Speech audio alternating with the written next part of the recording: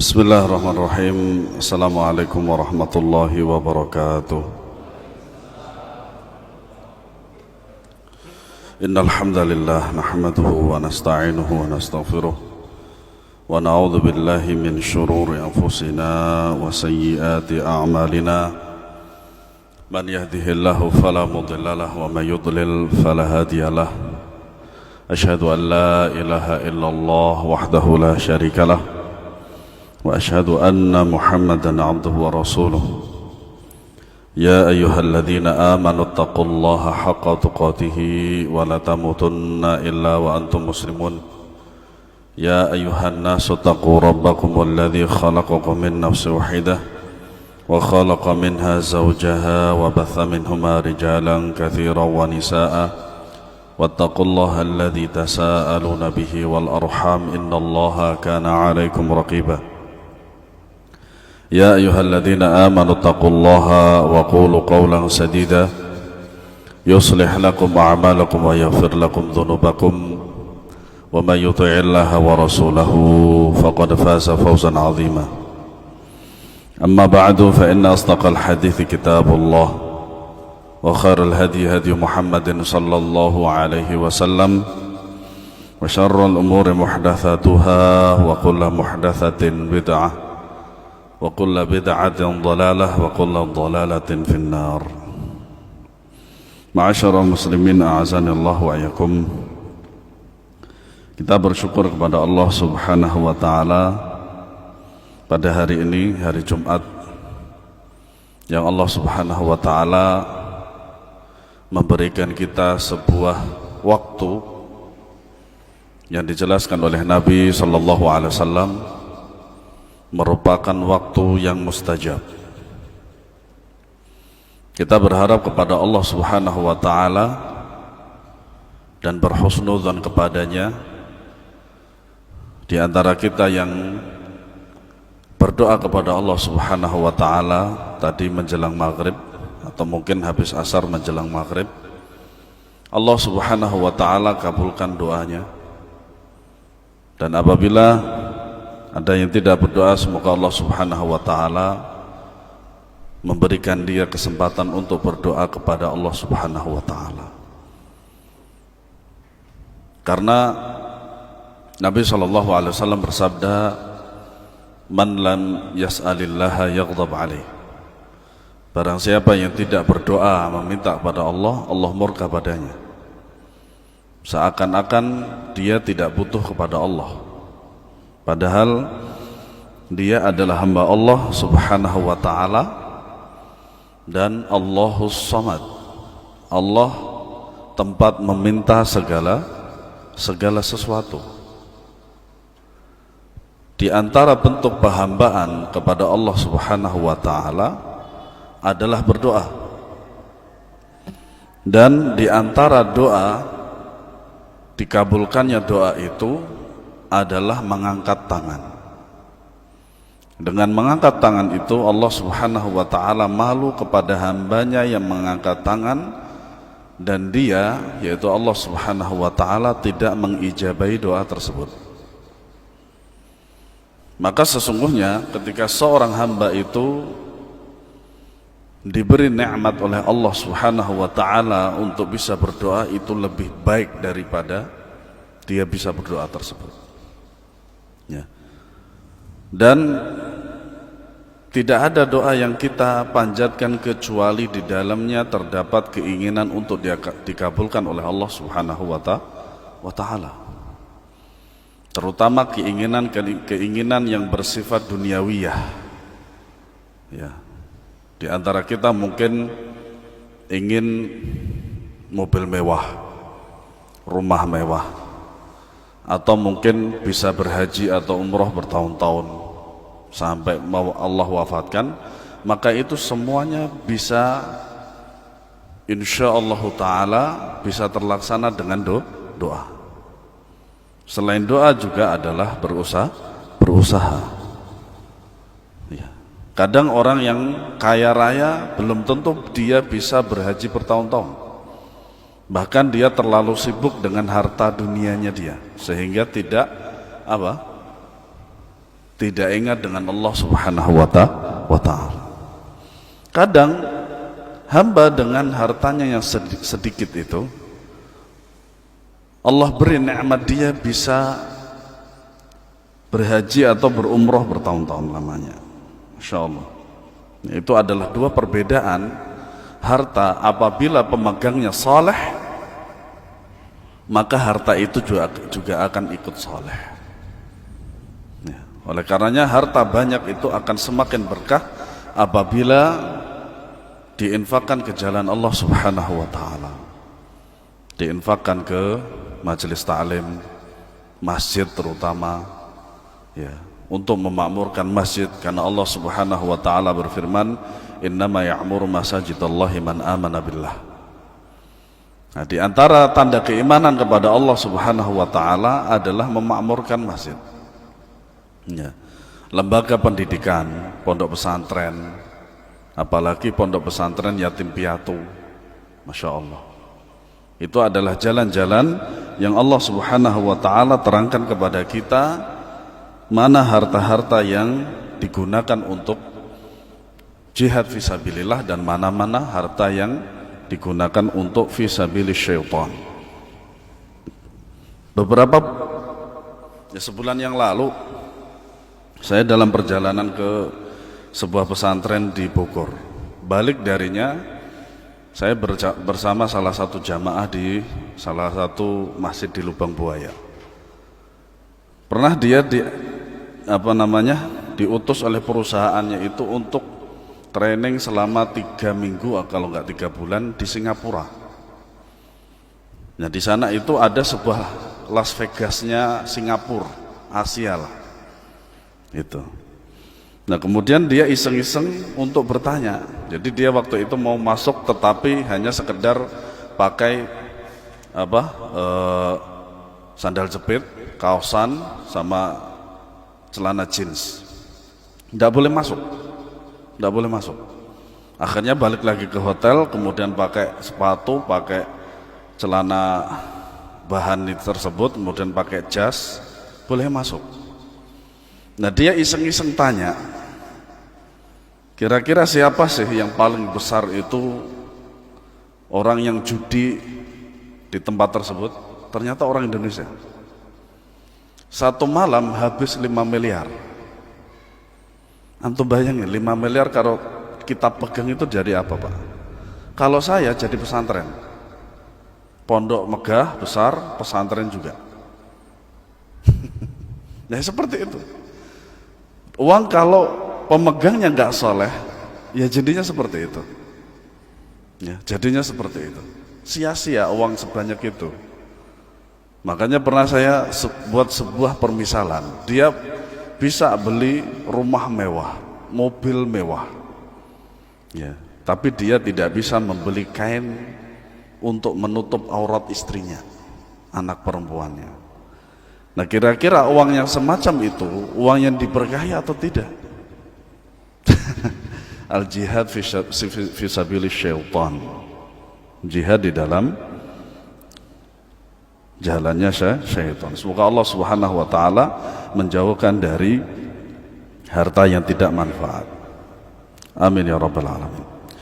Kemudian pembahasan selanjutnya adalah wa munkarun wa nakirun haqqun. Munkarun wa nakirun huma malakani. Ismu ahadihima munkarun wa thani nakir. Yaftinanin nasa fayas'alani kulla insanin fi qabrihi an rabbihi wa an dinihi wa an nabiyyihi. Berkata Al-Imam Asy-Syafi'i rahimahullah, keberadaan malaikat munkar dan nakir.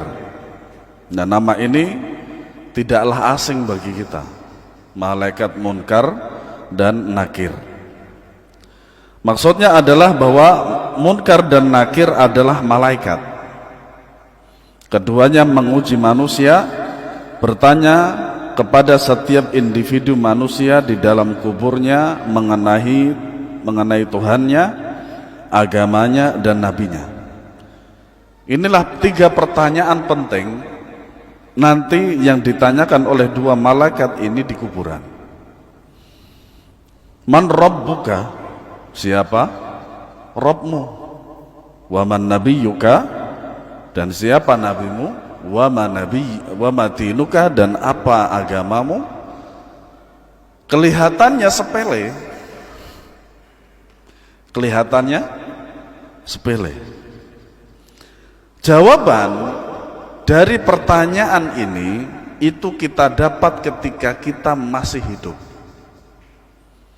Dan untuk bisa melancarkan daripada jawaban ini ketika ditanya itu juga adalah ketika masih di dunia masih hidup.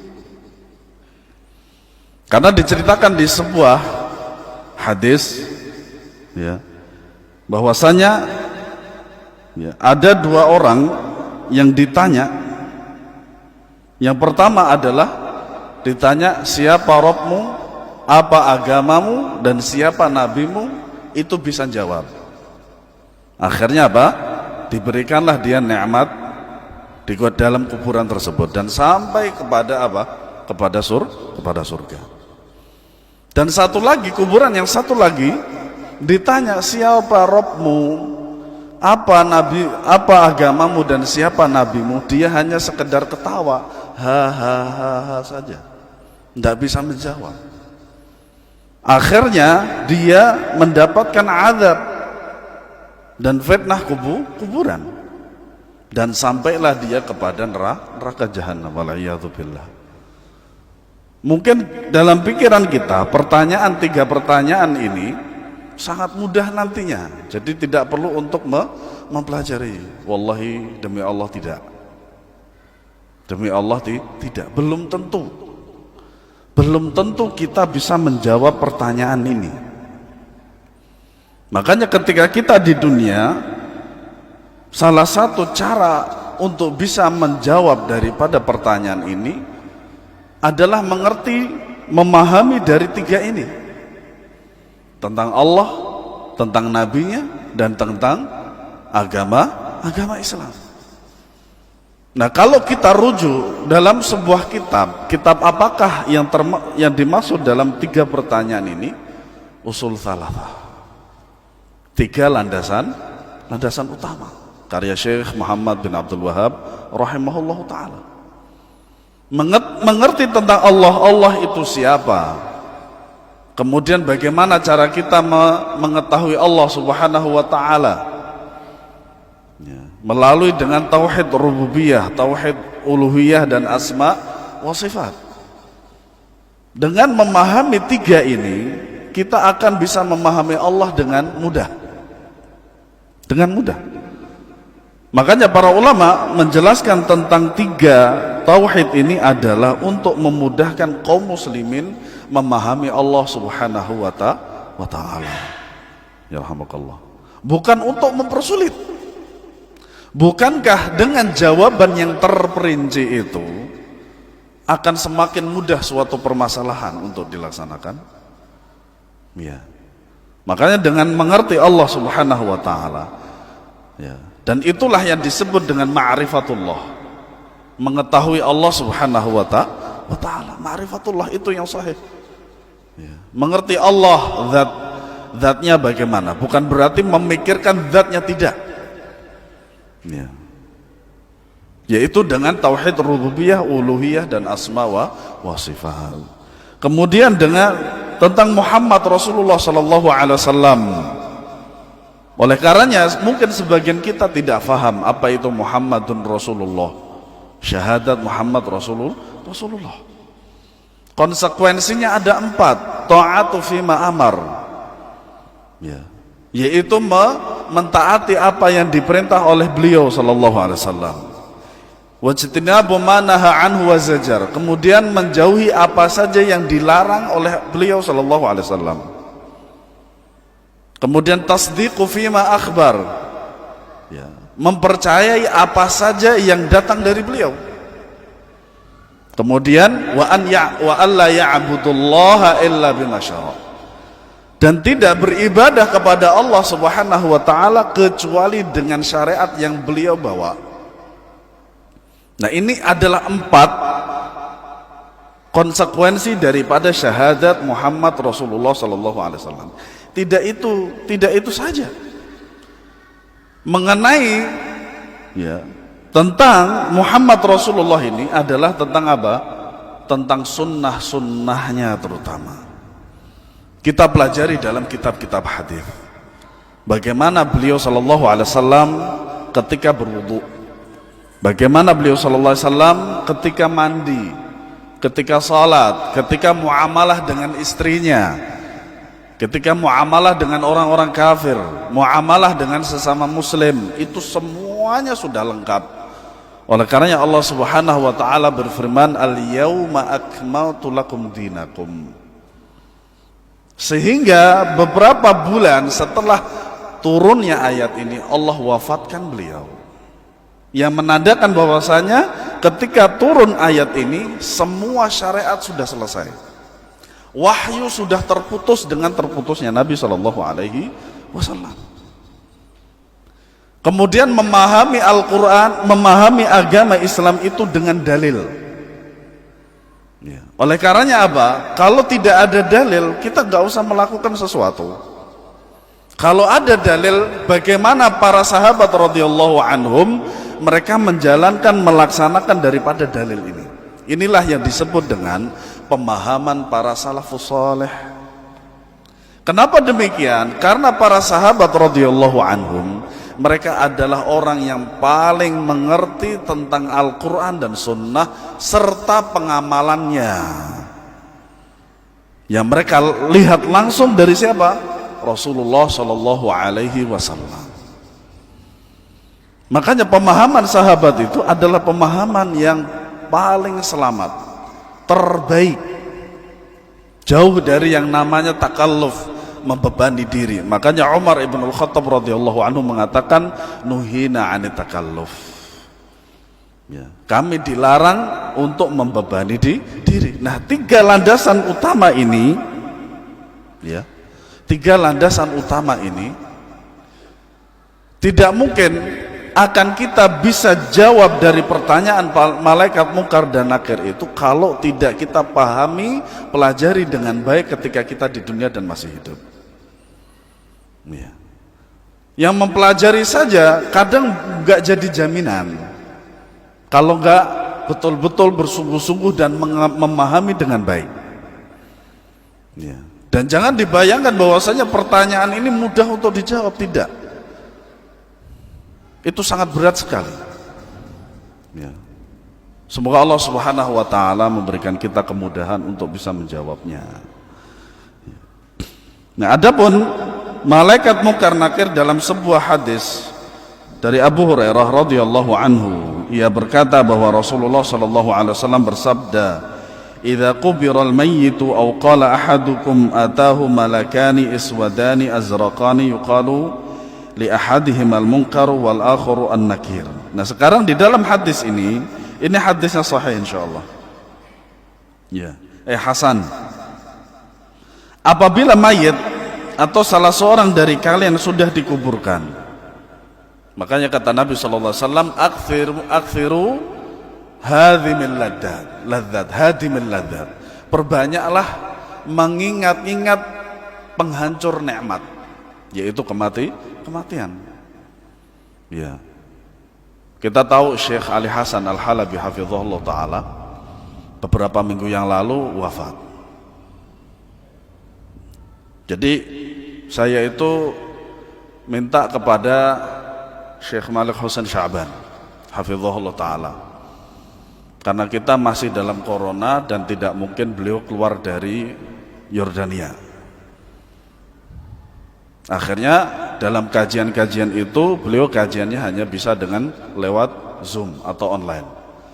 Kemudian saya memberikan saran kepada Syekh Malik, Syekhuna hafizakallah, saya punya usul, saya ingin antum mengundang Syekh Ali Hasan untuk memberikan kita nasihat atau kajian lewat Zoom ini. Alhamdulillah diterima oleh Syekh Malik, kemudian disampaikan oleh Syekh kepada Syekh Ali. Alhamdulillah disepakati. Qaddarallah ma syafa'al.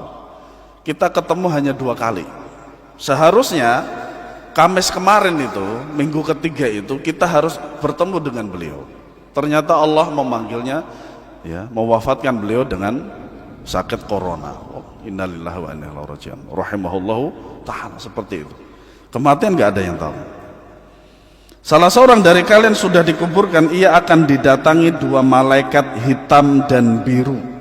Wallahu alam, entah itu apakah yang hitam itu mungkar atau nakir, atau sebaliknya entah itu yang biru mungkar atau nakir. Nah, kalau kita lihat dari redaksi hadis ini, iswadani azraqani, ya, iswadani azraqani, bisa jadi yang aswad itu mungkar, yang azraq itu nakir. Wallahu alam. Nah, ini terdapat di dalam kitab Syarhus Sunnah Al-Imam Al-Muzani Asy-Syafi'i rahimahullah. Ya. Keduanya berkata, apa pendapatmu tentang orang ini, yaitu Nabi Muhammad? Maka ia menjawab, sebagaimana ketika di dunia, ia adalah hamba Allah dan Rasulnya. Aku bersaksi bahwa tiada sesembahan yang berhak disembah kecuali Allah, dan aku bersaksi bahwa Muhammad adalah utusan Allah.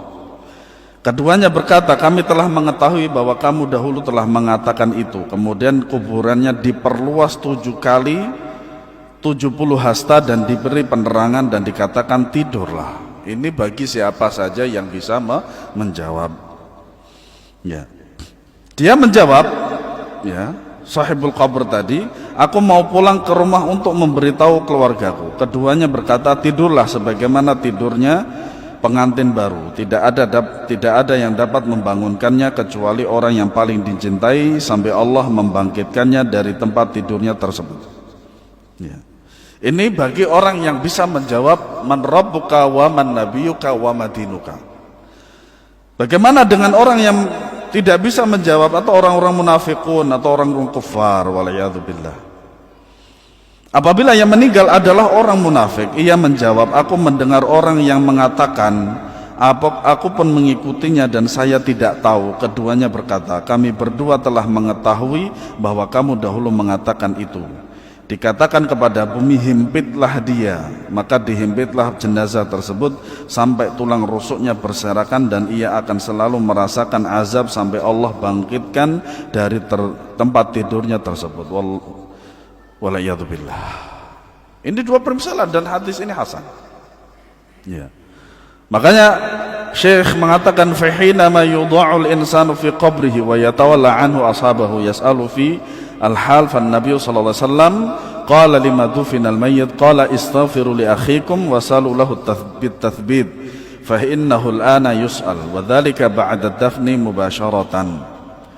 Tatkala seseorang dimasukkan ke dalam kuburnya dan ia dan orang-orang yang mengantarnya telah beranjak pergi, maka saat itu pula ia akan ditanya. Nabi SAW pernah bersabda setelah selesai menguburkan mayat, ya, mohonlah ampun untuk saudara kalian ini dan mintalah supaya ia diteguhkan karena sekarang dirinya sedang ditanya sekarang. Ya. Jadi Nabi SAW memerintahkan kepada kita itu untuk meminta ampunkan, ya, memintakan ampun kepada Allah untuk saudara kita, entah itu adalah keluarga atau tetangga atau teman dan lain sebagainya. Tetapi ini tidak berlaku bagi saudara, keluarga, teman yang kafir. Kenapa? Karena ada penghalangnya, yaitu apa? Kekufurannya dia kepada Allah Subhanahu wa ta'ala. Maka kalau bisa nasihat itu, doa itu sampai kepada dia, maka harus beriman kepada Allah. Kalau tidak beriman kepada Allah, tidak sampai. Mana mungkin kita mendoakan orang kafir? Tidak mungkin. Bahkan Nabi SAW di dalam sebuah hadis saja dilarang untuk memintakan ampunan kepada siapa? Ibunya, ya, Sallallahu Alaihi Wasallam. Nah, adapun pernyataan sebagian orang bahwa peristiwa itu baru terjadi setelah 7 hari, maka kita tidak menemukan dalilnya sama sekali. Nah, perkataan tentang tathbit di sini, yaitu supaya ia diteguhkan. Jadi di awal pembahasan saya tadi, penjelasan saya bahwasanya tidak setiap orang itu bisa menjawab pertanyaan ini dengan mudah. Maka kita harus pelajari dari sekarang supaya betul-betul kita mengenal Allah Subhanahu wa taala, mengenal Nabi sallallahu alaihi wasallam dan mengenal agama Islam dengan dalil. Sehingga adanya sabar, adanya keteguhan kita dan bisanya kita untuk menjawab apa? Menjawab 3 pertanyaan ini. Dan 3 pertanyaan ini ternyata kita pelajari ketika kita SD, sahih?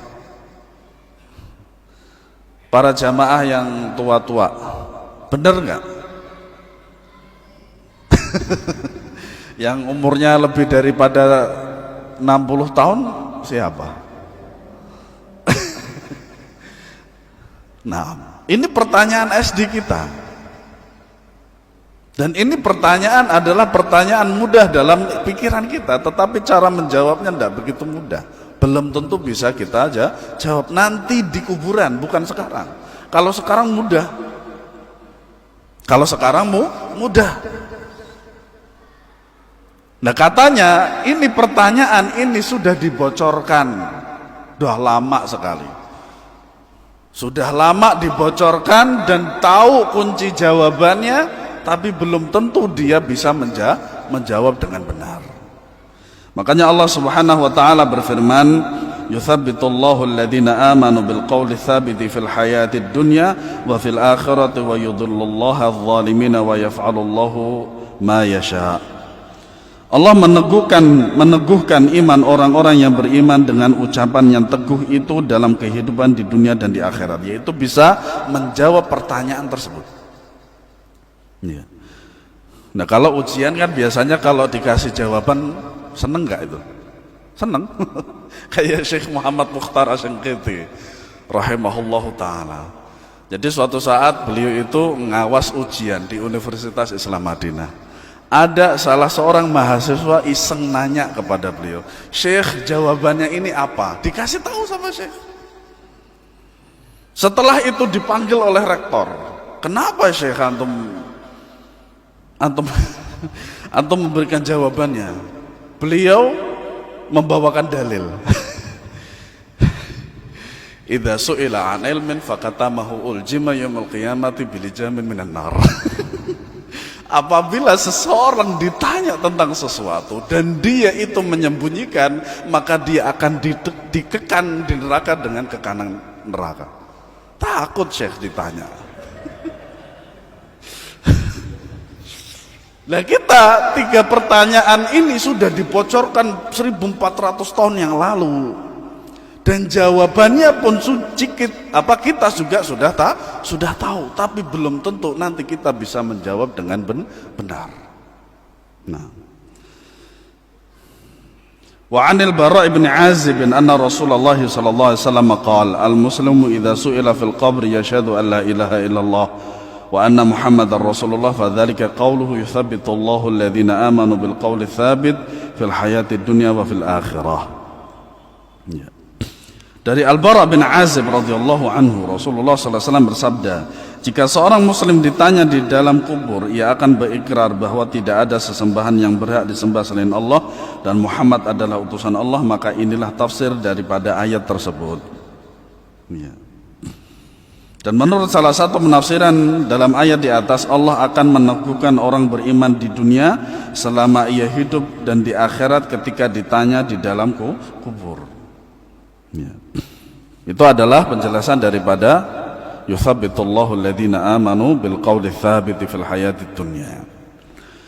Kemudian wal imanu bihadza kulluhu haqqan faman taraka min hadza syai'an fahuwa mukhalifun li kitabillah wa sunnati nabiyhi sallallahu alaihi wasallam.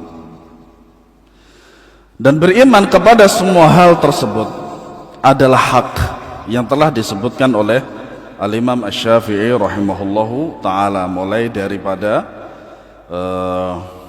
syahadat la ilaha illallah wa anna Muhammadar Rasulullah, kemudian neraka dan surga adalah hak, kemudian hari kiamat itu pasti datang, kemudian dibangkitkan dari kubur, ya, kemudian mengimani segala sesuatu yang datang dari para nabi dan rasul. Ya, kemudian tidak boleh adanya rasa ragu-ragu di dalam hati tentang keimanan. dan seterusnya yang sudah kita jelaskan beberapa hari yang lalu atau dari awal kita pembahasan daripada ini. Barang siapa yang meninggalkan salah satunya, maka ia telah menyelisihi kitabullah dan sunnah nabinya sallallahu alaihi wasallam. Makanya supaya kita tidak meninggalkan salah satu atau bahkan semuanya adalah mempelajari kitab-kitab manhaj, kitab-kitab akidah, kitab-kitab hadis Nabi sallallahu alaihi wasallam, bagaimana manhaj dan cara hidup beliau sallallahu alaihi wasallam, sehingga betul-betul kita menjadi umatnya Nabi sallallahu alaihi wasallam. Maksudnya bahwa barang siapa yang tidak beriman kepada apa yang sudah disebutkan di atas, maka ia telah menyelisihi Al-Quran dan Sunnah serta menyelisihi jalannya Ahlus Sunnah wal Jamaah. Makanya orang-orang yang menyelisihi Al-Quran dan Sunnah atau minimal menyelisihi salaful ummah, maka dia akan tersesat. Dia akan tersesat. Dan Al-Imam Asy-Syafi'i rahimahullahu ta'ala telah memberikan contoh kepada kita bahwasanya apa? Beliau rahimahullahu ta'ala telah menapaki jalan para ulama salafus saleh. Nah, apabila yang dimaksud dengan salafus saleh ini adalah para sahabat radhiyallahu anhum. Dan mungkin saya ulangi lagi penjelasan tentang akidah Al-Imam Asy-Syafi'i rahimahullahu ta'ala, bahwasanya beliau rahimahullahu ta'ala tidak meninggalkan sebuah kitab akidah yang bersendiri. Maksudnya adalah beliau itu tidak meninggalkan sebuah akidah, kitab akidah yang secara khusus membahas akidah, tidak. Tetapi yang meriwayatkan hal tersebut adalah dari murid-muridnya. Entah murid-murid beliau itu ketika beliau masih di Irak atau ketika beliau di Mesir. Nah, terutama orang-orang yang meriwayatkan atau murid-murid beliau yang meriwayatkan dari Al-Imam Asy-Syafi'i tentang akidah, perkataan-perkataan beliau tentang akidah, itu diantaranya adalah Al-Imam Al-Hakkari yang kitabnya itu kita kaji sekarang. Nah, kemudian di antara para muridnya yang di Mesir itu yang menyebarkan daripada akidah beliau itu adalah Al-Imam Rabi' bin Sulaiman Al-Muradi. Dan mereka adalah orang-orang yang paling dekat dengan Al-Imam Asy-Syafi'i rahimahullah. Makanya mungkin kita tidak akan mendapatkan sebuah kitab yang menjelaskan tentang akidah beliau secara utuh, satu kitab seperti ini tidak ada. Dari beliau sendiri ya, maksud saya, dari tulisan beliau sendiri tidak. Tetapi itu adalah riwayat-riwayat dari para muridnya. Ya. Oleh karena itu, ya, kalau kita mendapatkan sebuah kitab yang itu adalah membahas tentang akidah Imam Syafi'i, maka biasanya kalau kita lihat referensinya itu tidak lain adalah pertama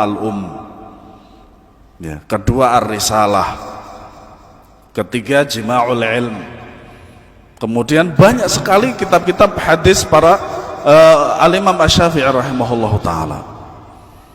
Nah, kalau yang memang seperti itu ya, karena tidak adanya perkataan beliau, tulisan beliau secara khusus membahas tentang akidah.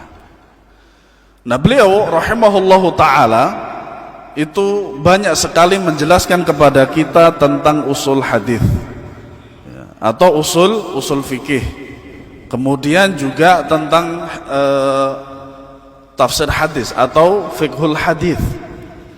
Makanya kata Al-Imam Ahmad bin Hanbal rahimahullahu ta'ala, kami tidak mengetahui fikih dari sebuah hadis itu kecuali setelah kami belajar dengan Al-Imam Asy-Syafi'i rahimahullah. Dan saya pun juga sedang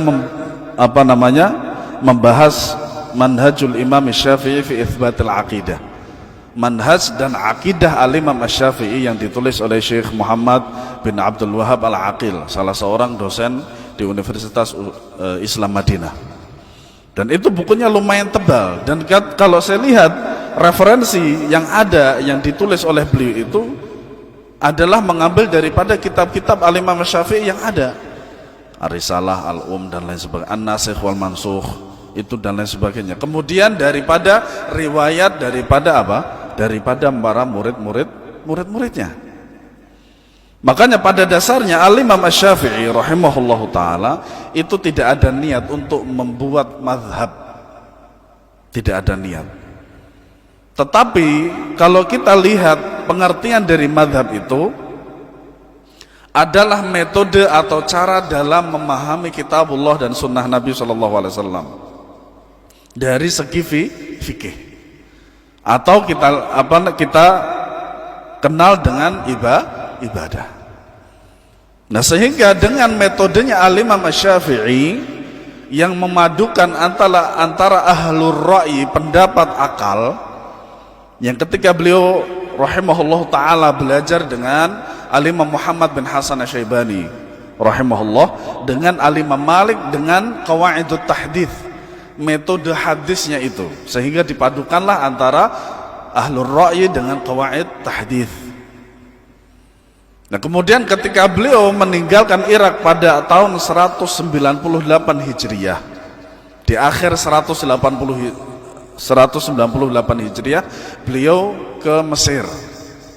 Wallahu alam, kata beliau itu sebenarnya masih berat meninggalkan Irak, tetapi beliau meninggalkan Irak itu dengan meninggalkan muridnya yang hebat, yaitu Al-Imam Ahmad bin Hanbal rahimahullahu ta'ala. Nah, ketika beliau akan ke Mesir atau sudah sampai ke Mesir, beliau tidak langsung membuka sebuah kajian ilmu, tetapi beliau memahami fikihnya Al-Laits bin Sa'ad. Al-Imam Al-Laits bin Sa'ad ini salah satu faqih, salah seorang fuqaha daripada Mesir. Nah, ketika Al-Imam Syafi'i rahimahullahu ta'ala nyampe ke Mesir, itu tidak langsung membuka kajian, tetapi beliau mempelajari fikihnya Al-Imam Al-Laits bin Sa'ad. Sehingga ketika beliau rahimahullahu ta'ala sampai ke Mesir, itu tidak sampai memberikan fatwa yang bertentangan dengan pendapatnya Al-Imam Al-Laits bin Sa'ad yang dipegang oleh orang-orang Mesir waktu itu. Nah, kalau beliau memberikan suatu pendapat yang bertentangan dengan apa yang telah difatwakan oleh Al-Imam Al-Laits bin Sa'ad, maka akan terjadi gonjang-ganjing, minimal rame ya. Maka hal tersebut oleh Al-Imam Asy-Syafi'i itu tidak dilaksanakan. Sehingga dengan memahami daripada fikihnya Al-Laits bin Sa'ad, maka beliau ketika membuka majelis ilmu itu dijelaskan fikihnya Al-Laits bin Sa'ad dulu sampai terperinci, kemudian diluruskan oleh beliau rahimahullahu ta'ala. Nah, di dalam hal semacam ini seorang talibul ilmi, pelajar itu sudah terbiasa ya, adu argumen dengan keilmiahan seperti itu adalah dunianya mereka ya. Sehingga apa? Pernah Al-Imam Asy-Syafi'i rahimahullahu ta'ala itu ketika beliau ke Irak yang kedua kalinya itu, terdengarlah oleh Abu Thawr Al-Qarabisi, Abu Thawr dengan Husain Al-Qarabisi. Nah, ketika Al-Imam Asy-Syafi'i rahimahullah itu sampai di Irak ya, di Baghdad waktu itu, maka Abu Thawr bersama Husain Al-Qarabisi itu mendatangi Al-Imam Syafi'i dan diajak berdebat. Dan berdebatnya nggak cukup sejam 2 jam, setelah Isya sampai subuh. Ini kalau bukan ahli ilmu nggak kuat, Pak. Kalau begadang kadang main genjrengan, udut dan kopi pasti. Yang ketawa berarti kena. Enggak ya, saya husnudzan. Iya. Nah, itu perbedaan antara majelis ilmu dengan majelis genjrengan itu. Kalau istilah orang Jawa Timur kalau lagi lagi ronda bawa gitar, kopi dan lain sebagainya, istilahnya genjrengan seperti itu. Nah, itu lama, masya Allah, habis Isya sampai subuh. Nah, kebiasaan orang-orang Arab itu mereka itu kuat, mereka itu berbicara panjang itu kuat. Yang penting di samping mereka itu ada gahwah atau teh atau cemilan. Nah, ini adalah sebuah diskusi ilmiah tentang sebuah agama, perkara agama. Ya. Dan bertemunya antara seorang ahli ilmu dengan ahli ilmu, sehingga terjadilah dengan baik, berjalanlah dengan baik firman Allah Subhanahu wa taala, wajadilhum billati hiya ahsan. Nah, ketika sampai subuh, ketika subuh datang, apa kata Abu Thawr? Tidak ada yang keluar dari Imam Syafi'i mulutnya kecuali qala Allah qala Rasul. Dan ketika itu kami mengikuti Imam Syafi'i dan meninggalkan bid'ah kami. Ya. Kenapa Abu Thawr dan Husain Al-Qarabisi ini adalah salah seorang pembesar ahli bid'ah waktu itu, yang mereka mengatakan Al-Quran makhluk, Allah ada di mana-mana tempat. Akhirnya apa? Berdebat dengan Imam Syafi'i. Imam Syafi'i hanya mengatakan kalau Allah kalau Rasul saja. Makanya dalam iqamatul hujjah, menegakkan hujjah itu adalah didahulukan qala Allah qala Rasul. Bukan qala fulan, bukan. Kenapa? Kalau qala Allah qala Rasul saja ditolak, apalagi selain keduanya. Ya. Dan tidak ada yang namanya dalil yang paling sahih, paling pas untuk dikeluarkan ketika dalam sebuah diskusi itu kecuali adalah qala Allah qala Rasul sallallahu alaihi wasallam. Oleh karenanya Al-Imam Ahmad rahimahullahu taala mengatakan minal mahbarah ilal miqbarah. Belajar itu semenjak kita mengenal kajian ini sampai kapan? Sampai mati. Ya. Sampai mati. Nah, di antara salah satu contoh semangat dalam belajar itu adalah kakeknya Ibnu Taimiyah, namanya Abdus Salam Abul Barakat. Jadi ketika dia mau ke WC itu, dia panggil anaknya, yaitu Abdul Halim, bapaknya Ibnu Taimiyah. Dipanggillah anaknya, datanglah dia, dikasih kitab, tolong baca dengan keras. Lah sementara Abul Barakat Abdul Salam ngapain? BAB. Masya Allah, sampai segitunya. Kenapa dia itu memerintahkan anaknya untuk membaca keras? Karena supaya dia bisa mendengar ilmu. Subhanallah. Nah, ini adalah salah satu contoh bagaimana para ulama rahimahumullahu taala itu menuntut ilmu. Semoga Allah Subhanahu wa taala menjadikan kita orang-orang yang istiqamah dalam majelis ilmu. Wallahu alam bissawab. Ada pertanyaan? Masih 3 menit.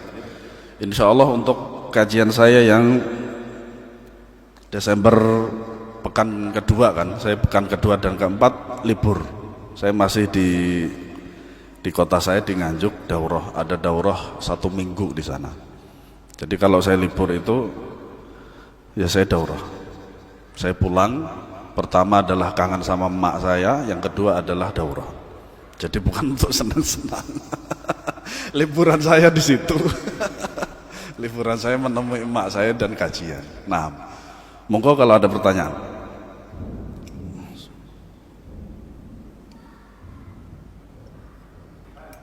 Naam. Waalaikumsalam.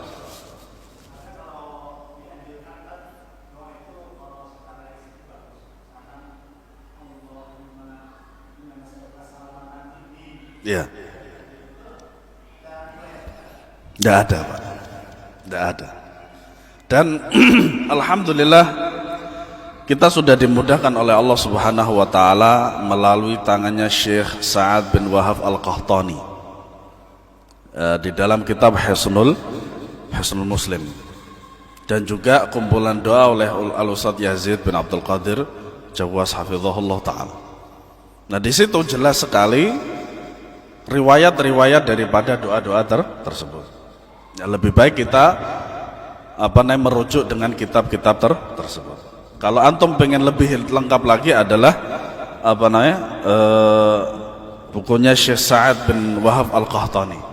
Itu lebih lengkap lagi. Nah, kalau pengen lebih lengkap lagi itu syarahnya, penjelasannya. Jadi kebetulan saya di sekolah saya ini ngajar azkar. zikir-zikir. Nah, setiap satu zikir itu ada lafadznya dari berbagai macam riwayat. Contohnya misalkan doa ketika akan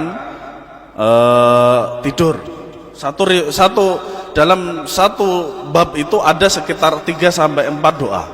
Satu doanya itu disyarah oleh pensyarahnya itu, ya, penjelas itu. Nah, satu doa ini ternyata ada sekitar 3 sampai 6 riwayat. Nah, tujuannya disertakan daripada riwayat itu supaya kita yakin kalau doa itu ada riwayat dari Nabi Shallallahu Alaihi Wasallam. Terlebih lagi kalau riwayat tersebut sah. Nah, kalau riwayat tersebut tidak sah, maka kita tidak melakukan. Nah, makanya ketika kita belum melakukan apa-apa yang sahih dari Nabi Shallallahu Alaihi Wasallam, maka jangan kita sibukkan dengan sesuatu yang tidak sahih dari Nabi. Nah, adapun kalau kita belum tahu ilmunya, tinggalkan dulu, minimal itu. Kedua, kita tidak ada uzur untuk tidak mencari. Karena apa? Nabi Shallallahu Alaihi Wasallam bersabda, "Talabul ilmi fardhatun ala kulli muslim." Jadi itu, kalau kita tidak tahu, pertama tidak melakukan itu dulu, yang kedua mencari. Maka doa-doa yang dari Al-Quran dan Sunnah itu sangatlah banyak. Wallahu alam bissawab. Subhanakallahumma bihamdika asyhadu an la ilaha illa anta astaghfiruka wa atubu ilaik. Assalamualaikum warahmatullahi wabarakatuh.